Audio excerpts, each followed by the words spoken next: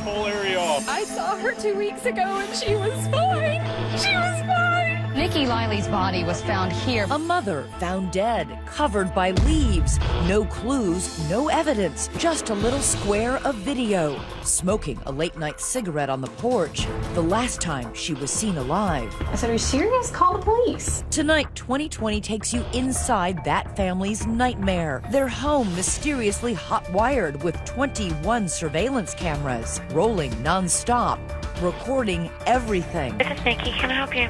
Her husband, a security expert, trying out the latest equipment on his very own family. He was trying to watch the entire world around him. But is his wife just being mad? No. I know for a fact I let it go. Or going mad? My wife has a long history of mental imbalances. She was a train wreck waiting to happen.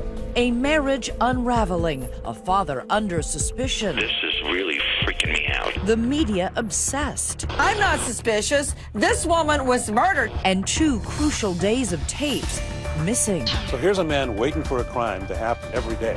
One finally happens, and he's got no pictures of it. But what happens after an autopsy on the computer? It was gold.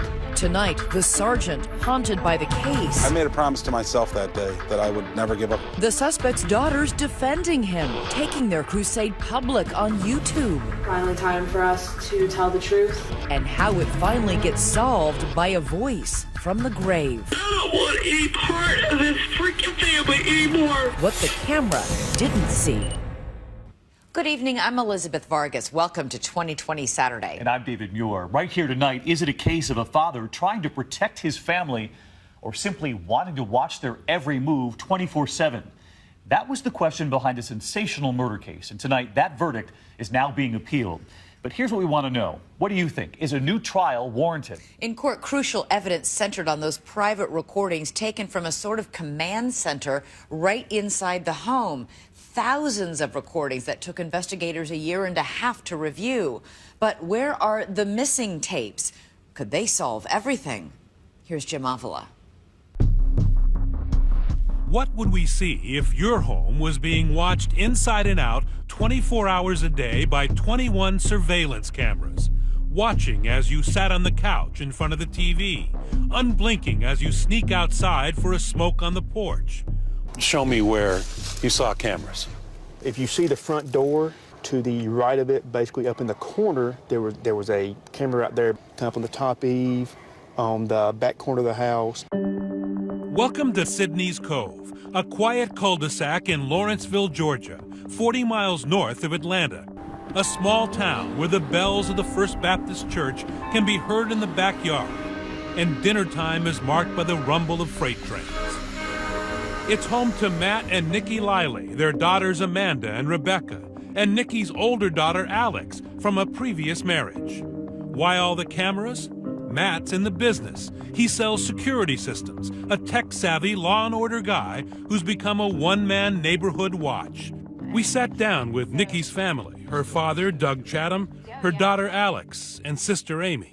I knew that there were cameras all over the place because, I mean, he made a point to sort of brag about it, really. It was sort of a source of pride for him. The house seems so tranquil on the outside. Matt and Nique, both 44 years old, married on Valentine's Day, together 13 years, many of them good. She was Southern, an accountant, the breadwinner. Matt, a transplanted New Yorker, called her baby cakes. Nique actually told me, that she was in love with him. Their daughters, Rebecca and Amanda, now teenagers, posted this YouTube video of the couple's trip to Hawaii to frolic in the sun. My mom surprised my dad while they were down there and renewed their vows. She's happy. They were in love. That does seem like something people who are in love and still care for each other do. Right.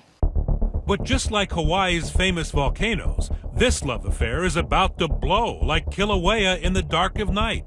And thanks to Matt's over-the-top obsession with security everywhere, we hear it all. Get out of my way before I start breaking in this office. Look at the way we're approaching this. The first I'm fixing to start breaking. Fine. I know you are. I know you are. Get out of the way. That steel magnolia plus-size voice belongs to the petite Nique Leili, 5'3", 98 pounds soaking wet. Matt is a giant oaf of a man, 6'5", 250 pounds, big enough to lift his tiny wife Nique with one hand. But on some of these recordings, he sounds like a punching bag. I can't keep doing this. These fights that we're having. You are unbelievable. How you can dare sit here and talk to me about how I have spent my time. The reasons for their fights might sound familiar: money and sex. The Leilis are $300,000 in debt. Their love life troubled. They are seeing a counselor. Pick I it am up. fighting for this marriage. That I. You! Here, you want cops? The problem that I see is that what you want is not me and not us. Matt's surveillance business has become his obsession. Watching, always watching. The porch cams, the yard cams, the driveway cams, all diligently documenting the daily non-events of suburban life. This guy has a system in his house that the military would be jealous of. You know, we're talking about a huge server, bigger than something that we would even have at the police station. Alex moved out at 16 because she couldn't get along with her stepdad Matt and his cameras, leaving her younger half-sisters behind. It was very uncomfortable all of the time. You know, he had a camera in the living room that faced the couch, so if you wanted to sit down and watch TV, you were being monitored. But Matt insists there was a reason for all that surveillance. He'd grown worried his wife had become mentally unstable. I'm going to protect my child and make sure you're not a yelling, raving first. They do not need protection from me. Worse, she had a habit of storming off. Get the my way. Can we compromise here? No! There is no compromise. No! What I propose is that you calm down for a moment. If in a clear head you want to leave, I'm not going to stop you. Good. Now Matt's afraid Nique might run off in a rage and get hurt. To deal with that, he turns to another of his tech skills: hidden audio recorders in her purse, in her car, and using her cell phone to track her. Here's Matt's explanation. I'm recording my wife. I've got a tracker on her, you know. I gotta find my wife every time she runs away. I mean, I'm not some over-possessive freak. The girls still living in the house, Amanda and Rebecca, are witness to the constant marital battles. My mom. In that YouTube video, which will play a big role in this story later, they say their mom was the problem. She was acting crazy. She was saying how she was tired of the voices telling her that people were talking bad about her, and she was tired of the voices telling her this and the voices telling her that. That was June 28, 2011. Nique calls 911. Documentation of what Matt says he fears. She's running away from home, and he is trying to stop her. When they county 911? Yes, my husband refuses to let me leave the house. My wife is yelling and screaming and just woke up the children. Do you really want the cops here? I think my wife just throwing a type of tantrum. I don't think we need the police. Let me have her tell me that, sir. All right, you need to pick up the phone, otherwise we gotta come. You don't need to come. I'll stay in my house all day. I already have them dispatched that way. All right, thank you, ma'am. You're welcome. The cops come by to make sure things are under control. But Nique doesn't even look at the officers. That's her bag, packed and ready by her side. Later that day, she takes it and leaves. And within hours, Matt has her then 12-year-old daughter, Amanda, call and beg her not to stay away.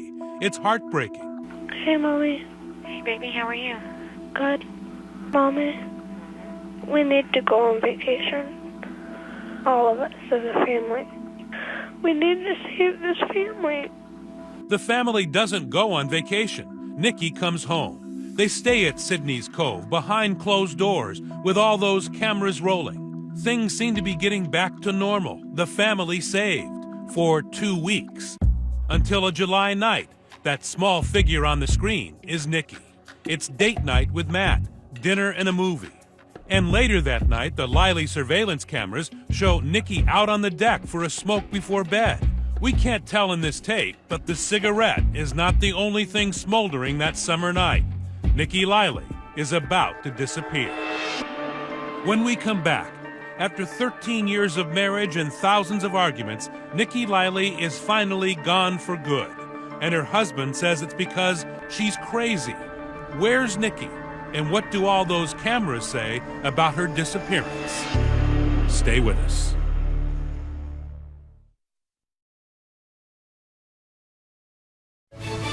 2020 Saturday continues with what the camera didn't see. A hard-working spitfire of a woman, Nique Leili, mother, breadwinner, a woman who, despite her size, takes no guff from her outsized husband. And now she is missing. Nowhere to be found in the family's upscale 4-bedroom house outside Atlanta. Now we can go inside with video obtained by ABC News. Are there any clues in here that answer the question, where's Nique? Go ahead, look around. See any signs of a violent struggle? Any bloodstains on the carpet? Broken furniture? Sure, there's a gun in a holster, but it's not smoking. Nothing more incriminating than an unmade bed. And there it is, Matt's electronic fortress. And yet for someone so concerned with the comings and goings in and around his house, Matt waits 2 days after Nique vanished before bothering to pick up the phone and call Nicky's sister, Amy. And he said, have you talked to Nique? And I said, no, why? What's going on? And then he said, well, Nicky's missing. I said, what are you talking about? And he said, yeah, she hasn't been home since Saturday. I said, are you serious? Call the police. After that call, Matt did file a missing person report and told his story to police.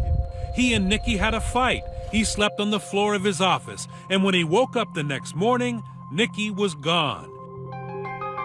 He says the only thing she took was her toothbrush. Her purse, her phone, all the tracking devices left behind. So I go upstairs to see what's going on. She's not there. He says she's been breaking down mentally for some time and just walked away. This is the weirdest thing, okay? This is really freaking me out, okay? This is not the first time she's run away, but she's never been gone overnight. Matt overshares with a cop on the phone, telling him the fight is about sex in detail. On the way home, I said to her, hey, because I wanted sex. But the sex we've been having hasn't been anything special, So I said to her, hey, how about you put on an outfit? I think that might have set her off. He says maybe she's checked into a hospital suffering from a breakdown. My wife has a long history of some kind of mental imbalances, okay? Now, Matt says he's had enough. He's done with his crazy wife. I told her if she doesn't straighten up, I'm going to divorce her. And I saw an attorney about it, too. Just yesterday. That's right, before police have even launched a search, and her family says before Matt has spread the word that Nique has gone missing, he has hired a lawyer to divorce her. What was that about? Yeah, I couldn't tell you. I mean, my response to that, my reaction to that was, who does that? It was just all about him. It was never a frantic, where is my wife? And as if divorce is not enough of a threat, Matt goes down to the courthouse to fill out paperwork to have Nique committed. Here he is telling his brother-in-law about it. I was at the courthouse swearing out a warrant for Nique Leili for involuntary committal. By now, a multi-generational civil war is breaking out, pitting the northerner Matt and his young daughters against his southern in-laws, Nicky's family, including her daughter, Alex. My mother was the farthest thing from crazy you could get. Nicky's family has a very different take about her disappearance. They resent what Matt is saying about Nicky's mental condition, and they're angry that Matt took 2 days to tell them she's missing. He wasn't worried at all about finding his wife. He was concerned about making sure that he spread the story that she was insane. So a week after Nique vanished, Alex helps organize a search. Amy alerts the media, hoping to get the whole community involved. More than 100 volunteers, all in red, spread out through the neighborhood. Matt was not among them, skipping what may have been the shortest search in the history of missing persons. 10 minutes after friends and family had formed a grid, I just saw a huge big pile. It looked like it was covering up something, so I just started kicking away at it and then saw her body and her hair. I heard somebody scream from the woods, and so I went running up there to see what they uncovered, and it was my sister. Oh, dear God. Family members cry out as a coworker of We're going to be roping this whole area off. Gwinnett County firefighters and police arrived just minutes after people looking for Nique Leili make a shocking discovery around 10. And I blacked out. I just remember hitting the ground. Nique's body was found nude, less than a mile from her house. If she was running away, she didn't get far. Her body covered in leaves in a wooded area near the finger pointing begins. This is Amy, moments after her sister Nique's body is found. He waited 2 days to even report her missing. And he told me that they'd had a huge fight and that, you know, she wasn't well and that she'd been having breakdowns and stuff. But I saw her 2 weeks ago and she was fine. The missing persons case is closed. But is this murder? Investigators are talking with Leili's husband and searching the couple's home, but police say right now he is not a suspect. Certainly Matt's personal CENTCOM will prove he had nothing to do with his wife's disappearance. What better alibi witness than 21 cameras? So here's a man waiting for a crime to happen every day, sitting in his office, looking around. One finally happens, and he's got no pictures of it. Correct. When we come back, what the camera didn't see. Stay with us.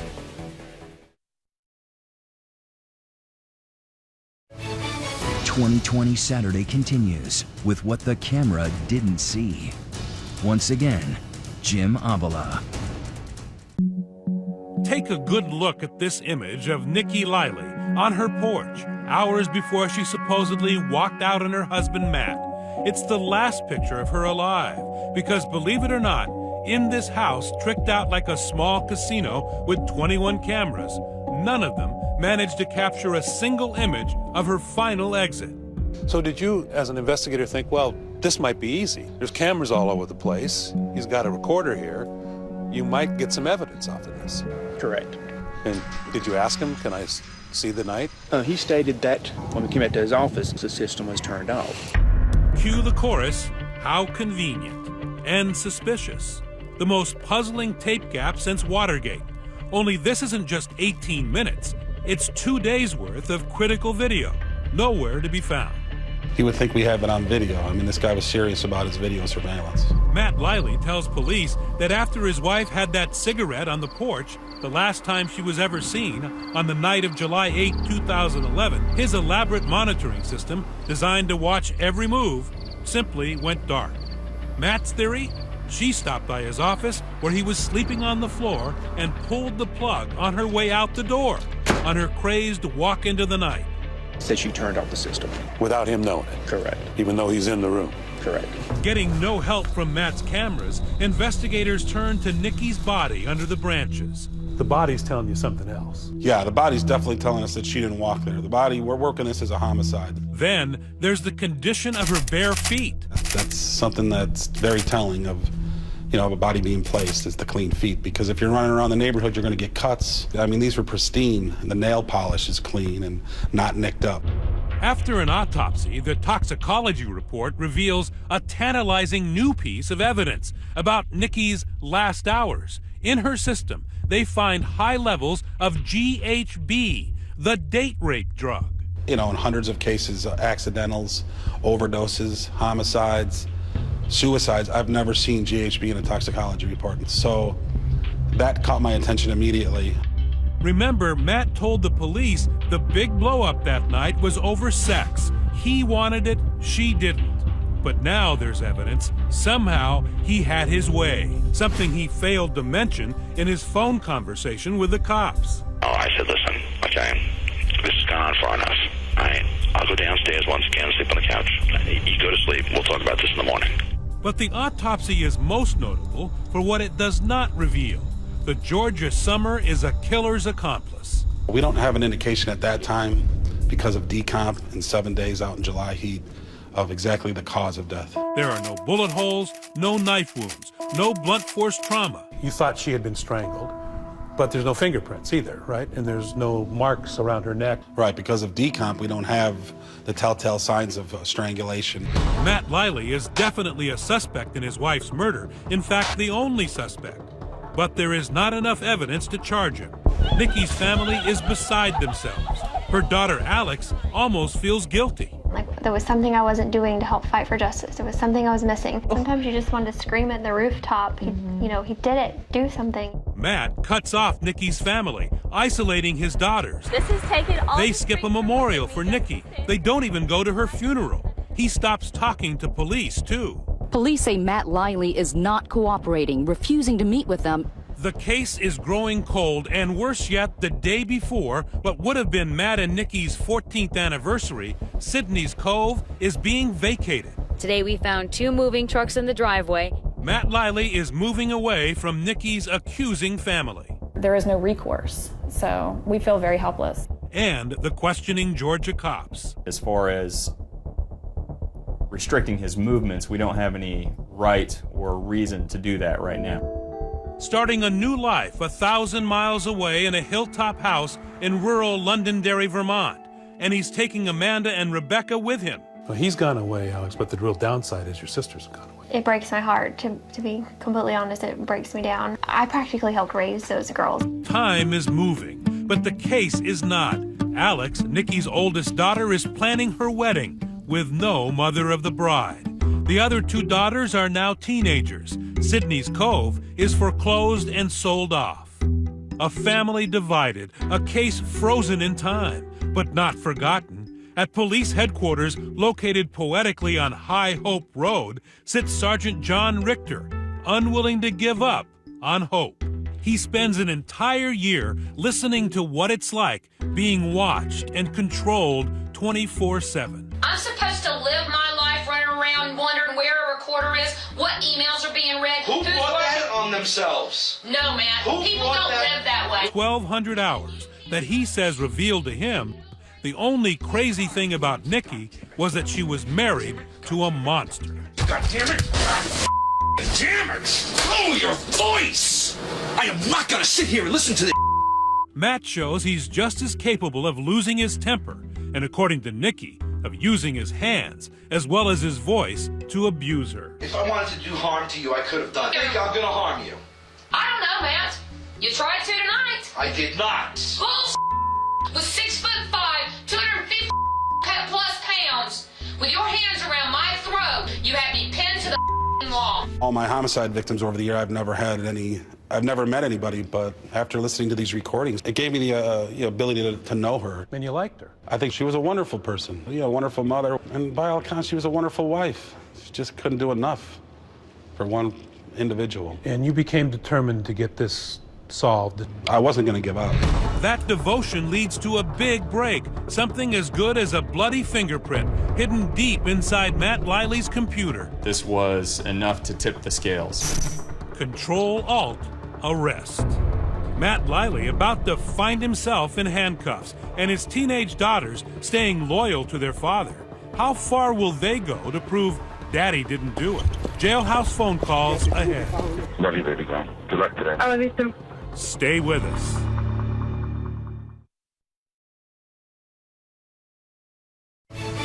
"2020 Saturday" continues with what the camera didn't see. Seems like over the years, I must have passed this place hundreds of times, and I always thought of her, and I'd always stop and look. As years passed, some may have figured hell would freeze over before police would solve the strange case of Nique Leili, found dead near her home in the Atlanta suburb of Lawrenceville. It's a day much unlike today. It's, not snowing, it's July, and it's hot. It is definitely freezing on this day more than 4 years later, as cold case cop John Richter leads us to the little woods where her nude body was hastily buried under dead leaves and branches. Where was it exactly? It's right in this area and here, amongst these trees. Detective Richter was part of the homicide team called out here the day her body was discovered. Here in these woods, Richter says he made a vow. That day when I was looking at this person who was placed here, and it's like she didn't matter to anybody. So I made a promise to myself that day that I would never give up on this case or Nique. I think we were all hoping for some sort of resolution by this time. For all Matt Leili's surveillance cameras, his Radio Shack syndrome, the fate of Nique remains a blind spot. not so much as a flickering image or telltale echo. The story had always been all that video evidence disappeared because Matt Leili's hard drives somehow got corrupted. Now, corruption, it's a broad term. Could have been an accident. Sure. Could have been power went out. Yeah, the lightning strike or something, you know. But then John Richter, the cold case detective, has a white-hot idea. He asked Detective Chris Ford, a forensics expert, to autopsy Matt Leili's hard drive, hoping newly available technology will exhume any evidence buried inside the computer. Oftentimes in my cold cases, I send off clothing, you know, so you might get a DNA hit on some clothing that you didn't prior. Well, in this case in particular, it was computers. It was the forensic stuff that I decided, you know, let's get a new fresh look at the computers and the forensics. 2 weeks later, Detective Ford casually drops the report off at Richter's desk. And I look at it and I see the word deleted. And I said, oh, these video files were deleted. He's like, oh, absolutely, it was all deleted. Now the evidence is clear. This was no accident. Somebody intentionally deleted security camera video from the precise hours when Nique had left or been taken from the house. The difference between the word deleted and corrupted for you is what? Deleted to me means it was deleted by a person. Somebody went in there and deleted, wanted this video gone. So now you got to figure out who had the opportunity to do that. Right. And what did your investigation show? Coincidentally enough, the defendant in this case is, by his account, a computer expert, a surveillance expert. It's all circumstantial, but it's enough. The cops are now rebooting their case, and the timing couldn't be worse for Matt Leili. That's because just about this time, he's back in town, in federal court in Atlanta, to testify in a civil lawsuit over Nique's life insurance money. Matt's lawyer in that case, Jeff Diamond. My perceptions is that he was a caring father. He was a big teddy bear, really. But Big Teddy Bear has a big problem. Were you there in the court? I was outside. Matt Leili leaves the courtroom and gets in the elevator. He thinks he's going down to the lobby, but he's just going down. Detective Richter arrests him right there at the courthouse. Did you get to put the cuffs on him? I did, and it felt good. We're finding out what led Gwinnett County Police to charge a husband in the murder of his wife 3.5 years ago. Our affiliate, WSB, went straight to Nique's sister Amy and showed her this video of her nemesis in custody.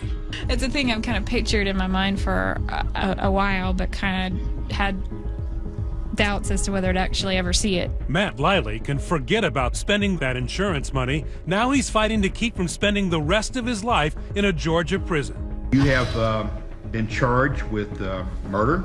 Matthew Leili appeared tired and dazed as the judge read him the charges. Dazed maybe, but not confused. From behind bars awaiting trial, these recordings obtained by 2020 reveal Leili has an audacious plan to spring himself.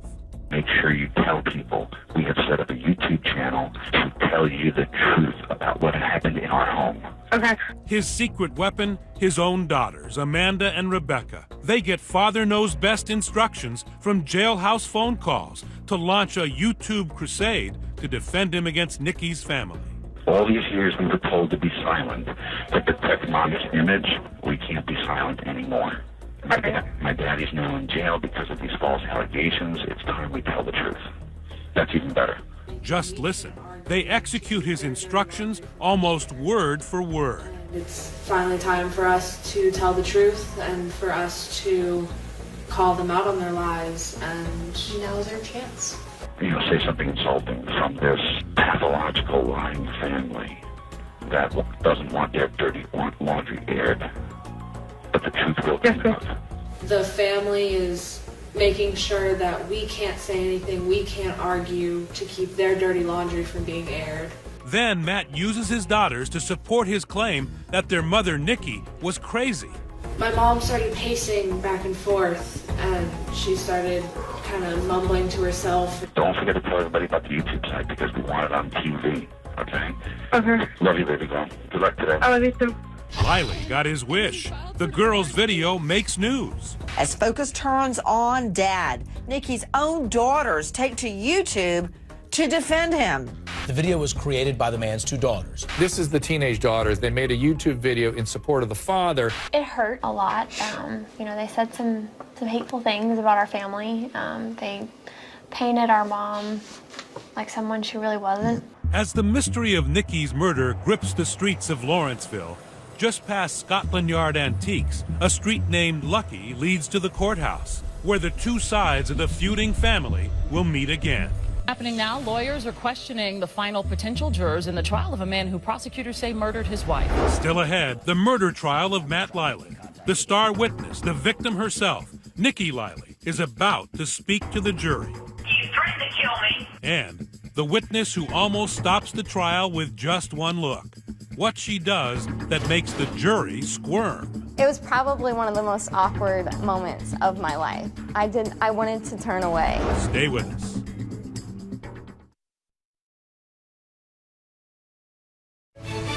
"2020 Saturday" continues. Under a threatening sky a year ago, a storm blowing in over the Gwinnett County Courthouse, Matt Leili is on trial, accused of murdering his wife.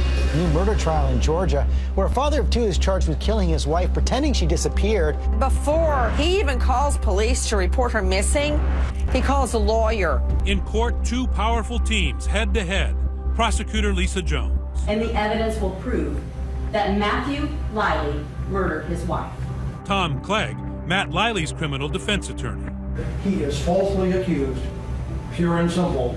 Exhibit A, the autopsy. The medical examiner, often a case maker for prosecutors, helpfully testifies she sure does suspect foul play.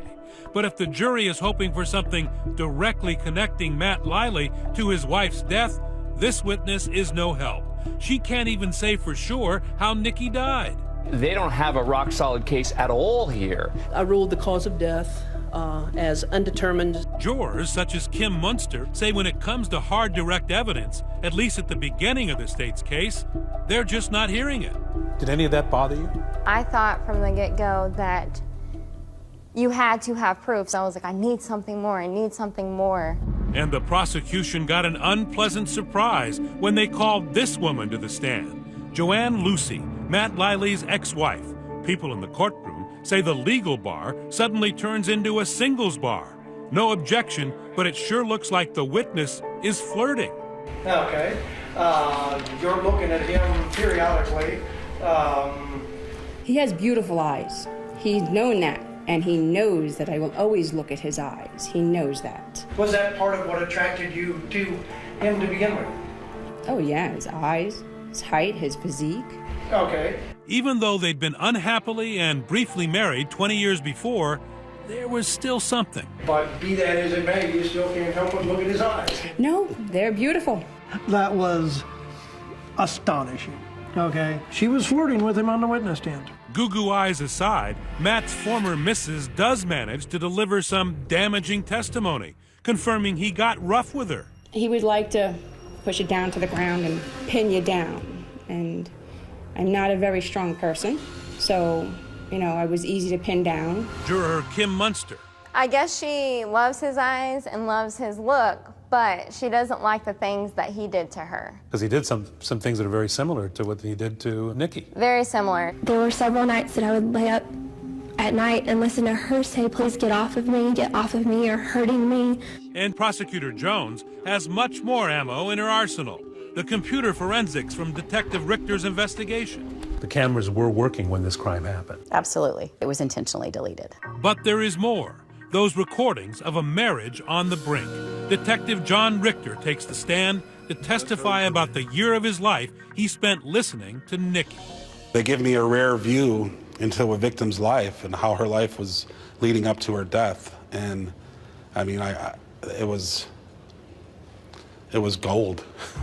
Listen to this gem. Not just a garden variety shouting match, Richter and apparently Nique believe Matt once made something very much like a death threat. The words out of your mouth. I should have let you kill yourself so I didn't have to do it. Don't deny it because those are the exact words that came out of your mouth. You are a liar.